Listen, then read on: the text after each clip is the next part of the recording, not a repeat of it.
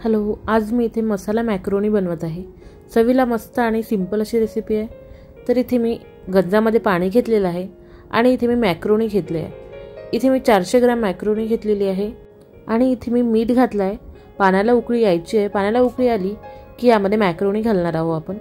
तर इथे मी तेल घातलं आहे, ते त्याच्या तेलामुळे चिपकणार नाही आणि मोकळी मॅक्रोनी होणार।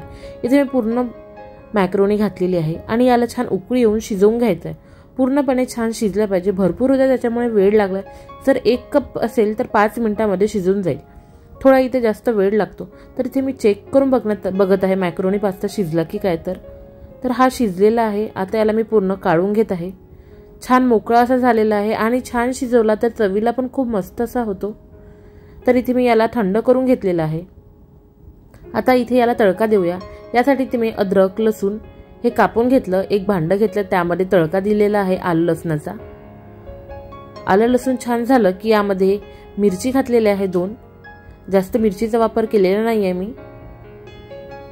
त्यानंतर इथे कांदा घातलेला आहे मी। इथे मी 3 मीडियम साइजचे कांदे कापून घेतले होते, ते घातलेले आहे। हे पण थोडे सॉफ्ट होऊ द्यायचे। आपल्याला खूप याला शिजवायचं नाही, कांद्याला पण थोडे शिजवायचे आहे।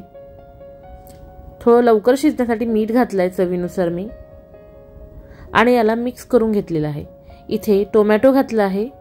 तर तुमच्याकडे गाजर असेल तर तुम्ही, माझ्याकडे गाजर नव्हतं त्याच्यामुळे मी नाही घातलं। इथे शिमला मिरची घातल्या 3-4 आणि इथे पत्ता कोबी घातलाय 2 वाट्या मोठ्या वाटीने आणि अर्धा वाटी मटरचे दाणे घातलेले आहे। हे नसेल तर तुम्ही स्किप करू शकता मटर वगैरे। जर असेल तर तुम्ही नक्की घाला, त्याच्यामुळे चवीला खूप छान होते मॅक्रोनी।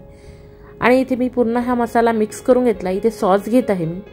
इथे मी 4 चमच सॉस घेतलाय, रेड चिली सॉस 2 चमच, green chilli sauce, soya sauce 2 चमच आणि टोमॅटो सॉस 4 चमच घेतलेला आहे। इथे हे पूर्ण मिक्स करून घेतलं खाली लागाव नाही म्हणून। आणि इथे पिझ्झा पास्ता सॉस घातलेला आहे 3 चमच आणि इथे मेयोनीज घालत आहे। मेयोनीज घातली तर चवीला खूप मस्त अशी मॅक्रोनी बनते। क्रीमी असं स्ट्रक्चर येते त्याला, त्याच्यामुळे तुमच्याकडे मेयोनीज असेल तर तुम्ही नक्की घाला।